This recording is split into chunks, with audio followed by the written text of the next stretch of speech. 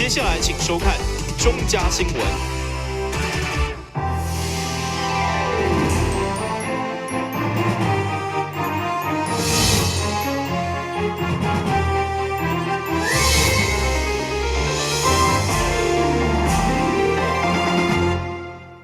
大家好，我是陈碧纯，欢迎收看4月29号礼拜5的中嘉台南地方新闻。电信公来台355周年，上午伫延平军农司举办重视祭典，由内政部长陈伟林担任主祭官，市长赖清德、金门县秘书长黄锦顺担任陪祭官，张民总严也为电信公系列活动揭开序幕。每一档伫咧台南举办的电信公重视祭典，各界代表拢到场，包括内政部长陈伟仁、市长赖清德、金门县秘书长，也有日本的代表，已经成为重大的国际盛事。赖市长代表所有的市民恭祝开台兴旺电信公香火旺盛。内政部长陈伟仁也表示，台南市因为有电信公留落来的历史文化，所以才会变做遮尔美丽的国度。因为有这个电信公留落来的这个历史文化，所以会使讲是观光客足爱来遮这个来欣赏、来缅怀过去的这个所在。但是政府也发扬这个方面的这个特色，所以每年利用这个机会，也拢会办各种的这个活动加这个展览。贵宾随后也来到斗法万象特典进行剪彩开幕仪式。内底展出了侪丰富的台湾宗教信仰文物，包括特殊的符文、进行仪式所使用的法器，也有侪互人尊敬的形象等等。市长也欢迎大家前来观赏。常常都是到庙就拜，都祈求保佑，但是不知道这个神尊他的经历为什么成为神尊，并不清楚你拜的到底是哪一子神尊，然后他的渊源是如何，也不了解。那你如果来到台南市参加这个展览的话，那你就知道了，道教哪些神明，法教哪些神明，那他们为什么会成为神明？那么他们如何保佑众生？真的要来看一下。文化局主办的2016电信公祭典以及开台355周年系列活动。宣告正式展开，包括特典、文化之旅系列讲座、丰富多元的活动，邀请全国的民众拢会当深入了解到台南的历史文化内涵。台南新闻王志豪采访报道。民众若是购买新的家具，通常旧的家具会请厂商协助再去环保回收点，或者是家己通知环保局去清运。不过现主时，因为全市的环保回收点为8个减少成4个，好议员蔡淑惠烦恼日后回收旧家具的时阵，会造成民众真大的困扰。议员蔡淑惠表示，根据4月12号环保局甲家具工会开会协商结果，将原本共同合作的8旧家具环保回收点缩减到4个政策，为了烦恼会增加环保基层工作人员回收的工作量。以带伫南区民众为例，以后买新家具，家具工会若无法顺续再送旧家具到上近的林德区等回收点，将造成民众的不方便，要求环保局检讨。我们怎么会有这样的一个政策不便民？还是我们环保局的人员减少了？我们的掩埋场没有办法容纳家具行来自各方的那个买家的旧家具，所以我们才会做这样的一个政策的改变。你可不可以说明一下？好，跟议座报告哈，这里面还有仁德也可以开始收了啦，但是你们在4月12号做的工作报，你们说的那个说明会里面，只提到3个点嘛。我们也有跟家具工会大家共同讨论了哈。那我们载运当然要以最经济的一个方式，最有效率的方式了。当然啊。那如果说这个原来是8个的时候，有4个在后面，它并不是属于非常多的啦。所以有时候我们就认为说，那如果要尽快来处理那些家具，它达到一个量，所以我们后来跟家具工会开会，我们副局长主持的，大家协商，然后大家也同意，那有4个，那他就那它的集中量就会很大。那好坏可以立刻挑，那还可以用的我们就进藏经阁，不能用的就进掩埋场。议员进一步表示，伫环保局也未甲加固工会二度协商进前，要求以上届经济有效方式维持现状的8回收点。电新闻军及林根采访报道。安平老街一到假日，除了交通需要改善以外，游客找无粪扫桶通好等粪扫，嘛是一个问题。议员陈怡丁就要求环保局爱检讨评估定点设立粪扫桶的可行性。到底伫观光地区是有设立粪扫桶较清气，或者是无设立粪扫桶，该由环保局人员机动性清理会较好。虽然一直是两难，不过上午议员陈怡丁以安平老街假日的人潮为例，认为一旦比较台中逢甲夜市，或者是咱花园夜市的做法，伫某一个定点正设粪扫桶，至少避免互游客手中有粪扫，唔知要等倒，颠倒黑白乱弹。其实也是会接到一些民众他在反映说，我们常常去我们在这个安平老街或是在哪里呀、在那边逛的时候，其实手中有垃圾哈，其实不知道拿去哪里丢哈。那你说店家他可能，如果你是在他里面消费，当然 OK。可是如果不是在里面消费，其实他也不可能去接受你的垃圾哈。所以就民众其实手上拿着垃圾，可是他不知道拿去哪里哈。我想这个也是一个问题。那有时候变成他是不是有可能会变成随手丢或是怎么样？反而就造成了环境的问题，那变成我们的巡查人员还要去机动的去收这些东西，所以有垃圾桶比较干净还是没垃圾桶比较干净，我想这个很难有一个定论哈。但是我想针对于比如说像安平这个地方，它很明显假日哈游客就是比较多的时候，有没有可能在假日的时候去增设垃圾桶，或者是说怎么样的方式哈让那些民众，他如果真的想要去丢垃圾的时候，他找得到地方去丢哈。我想这个部分局长这边有没有可能来研究一下？当然可以来检讨一下了哈。那我跟议员报告，其实我们台南市几个很大的夜市哈，他们夜市管理委员会都做得很好，他们布垃圾纸车，像花园夜市很干净的。是。你要进4个口哈，4个出入口。它不止垃圾纸车，它还有资源回收车，还有专人在那边管理然后说进到这条线里面不准抽烟，然后你踏进去花园夜市里面，就是禁烟区，对，所以其实我觉得所以他们就是强化，就是让你垃圾桶。其实自主管理委员会做的是真的不错啦。交通问题甲环境维护一直是安平发展观光以来，随着人车愈来愈多上大难题。如果游客伫观光消费的同时，买当有效降低环境的脏乱，就来要求店家范围自主管理，到要设立粪扫桶拢是基础，教育公德心才是根本。但新闻军及林根采访报道。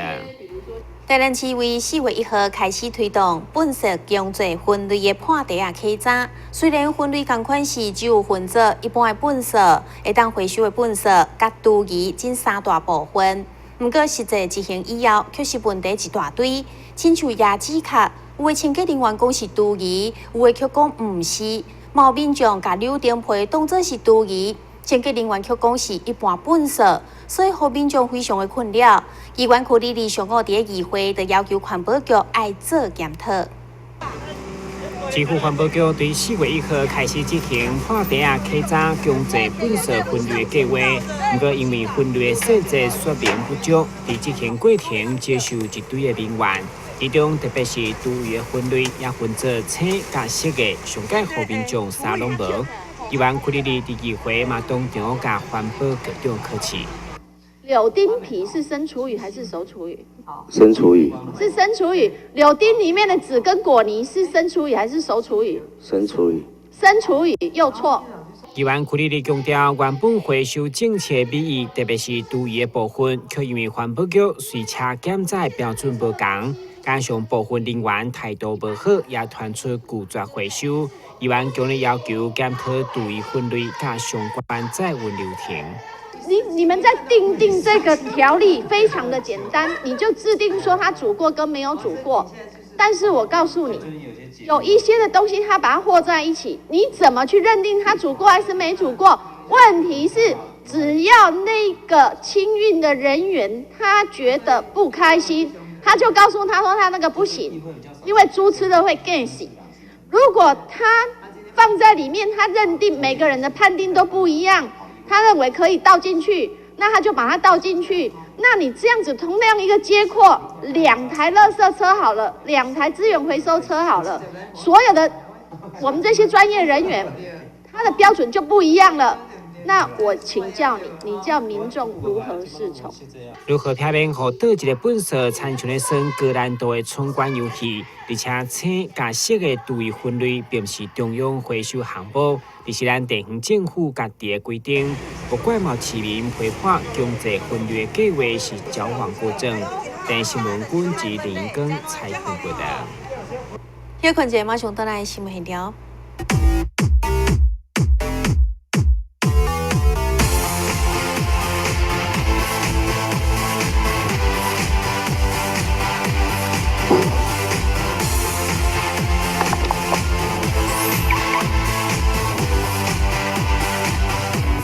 汽车哦，我不只有车，我还有司机。认真负责人，酒后不开车。打开一本书，每页在发亮，文字变鱼儿，游在大海洋，充满了。欢迎你和我一起来收看《非读不可》，台南爱读册。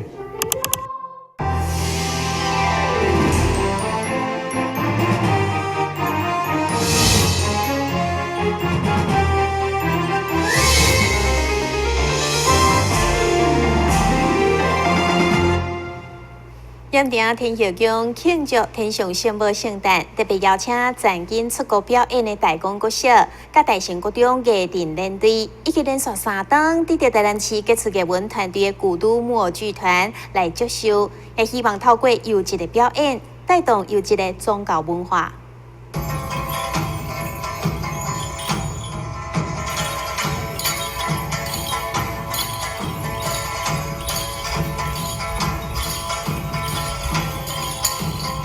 这支来自大公国小、甲大成国中的艺电练队，打破一般民众对传统阵头的观念，不止表演相当有水准，而且阁曾经代表台湾到夏威夷去表演，得到国际上真大的娱乐。盐埕天后宫主委林志良为了打造优质的庙宇文化，特别邀请因来表演，来庆祝天上圣母圣诞千秋。伊这个基因吼。我看到因的表演吼，互我非常的感动啦。因对这个庙宇的这个传统文化艺电的表演呢，非常的珍惜甲活泼，互更加较侪人会当来看到这边属于咱台湾特有的传统艺电文化。今仔日咱会当看到咱盐埕天后宫。行出一步除了用真传统有那个真有注入咱新的生命力的这个艺电的文化来甲咱的圣庙来祝寿以外佫会当结合着咱的学校真感动有咱真正足感谢咱的蔡校长跟杨校长对咱传统的这个艺电的文化会当扎根伫咱的学校内底。过去庙埕扮演着文化传承的功能，盐埕天后宫借着庆祝天上圣母圣诞，邀请大公国小、甲大成国中的艺电练队、甲古都木偶剧团，将优质的艺电文化继续传承落去。台南新闻张伟忠采访报道。另外，圣母庙伫马祖圣诞节天，也依照古例举办祝寿大典，场面盛大庄严。而且为了行销安南区的沙巴鱼，庙方特别准备1万斤的沙巴鱼料理，或者拢参拜信徒食平安。今仔日是农历3月23号，也是天上圣母圣诞千秋。主事天上圣母的罗里门圣母庙，依照惯例举行祝寿大典。伫圣母庙全体干部甲与会贵宾虔诚的敬拜之下，为妈祖祝寿，祈求妈祖庇佑国家，风调雨顺，国泰民安。最初鼎新年3月23日，六神大吉日，祈福正统龙仪门圣母庙，天上圣母龙仪门嘛，圣诞千秋。3月23号来办着这个萨巴里的活动，拢时间拢是透早10点到12点，下晡3点到5点。但是咱即马3月2日拢阁有加一个星光月跑啦，像阮昨的星光月跑大概有4-5千人啊，因走了的时阵，拢互咱的妈祖来做东来食即个萨巴鱼的料理。3月23号遮的先神大德拢会倒来甲咱的妈祖祝寿。配合妈祖圣诞，圣母庙也准备萨巴鱼汤、米粉等等料理，并且发送予信众寿桃甲寿面，予参拜信众食平安，做伙分享妈祖圣诞的福气。电力新闻张伟忠采访报道。国际乒乓大典将伫4月30号到5月29號，伫台南城外美學館盛大展出。作品来自21个国家，高达482件，以着保护生态作为主题，希望伫传承尖线文化的同时，也当为地球环境付出一份心力。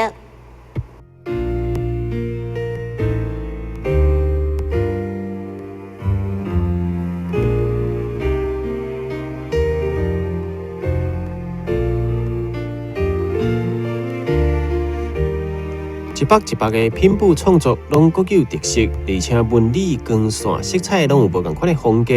全部拢是咧讲一项重要的主题，就是保护环境。4年一届的国际拼布大展，收集了来自21个不同款的国家，总数482件的艺术拼布作品，希望借由爱护环境这个主题，让大家在欣赏艺术的同时，也反思人类在咧地球当中对环境的影响。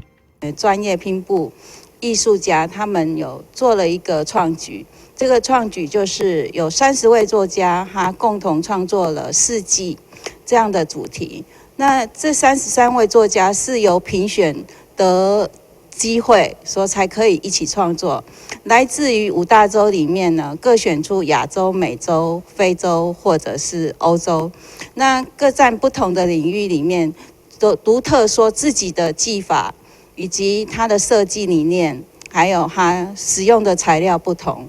那这种新材料、新工法里面，在过去的3年内，它游走了整个全球各大博物馆。所有展出的艺术品当中，这幅上界大幅的是由策展人创作的作品，充分展现出台湾玉山的水。在我后面背后的这一幅作品，完全是用布来呈现。那把这个3000多公尺里面玉山生态，用400公分来浓缩在上面，用花布来呈现。那从上面的云端看整个山的山脉跟它的纹路，以及它的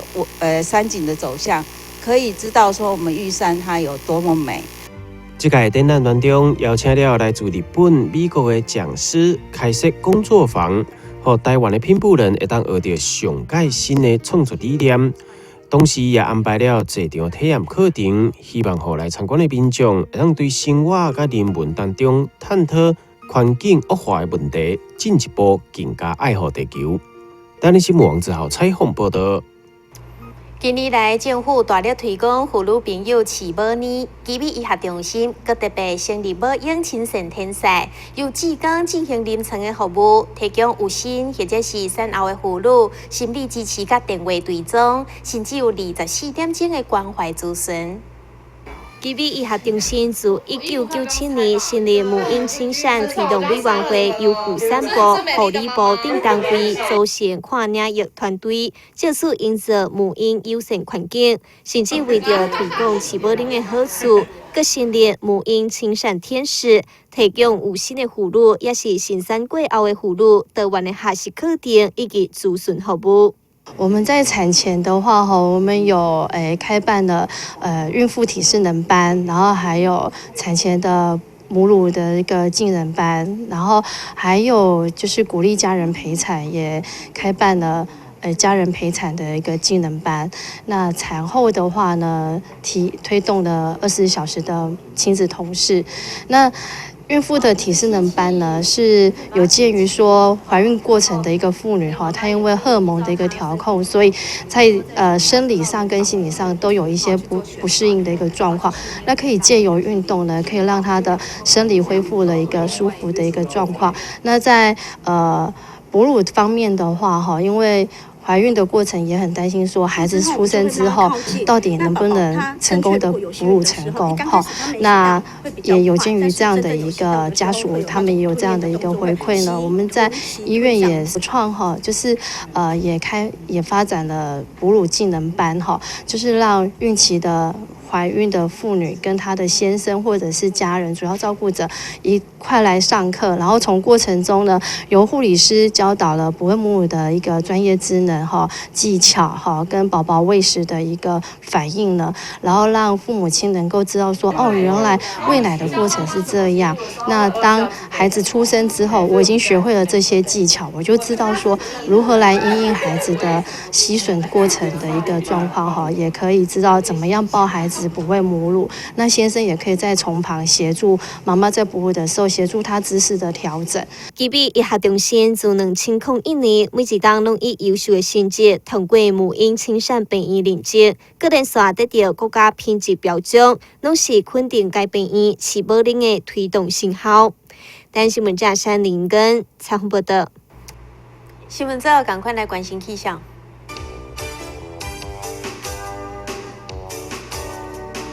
明仔是好天有时在份的天气，温度25度到30度，落雨几率1成，海面平均风力4级到5级，上大阵风是7级。感谢你收看4月29号的中嘉台南电视新闻，我是陈碧纯，咱再会。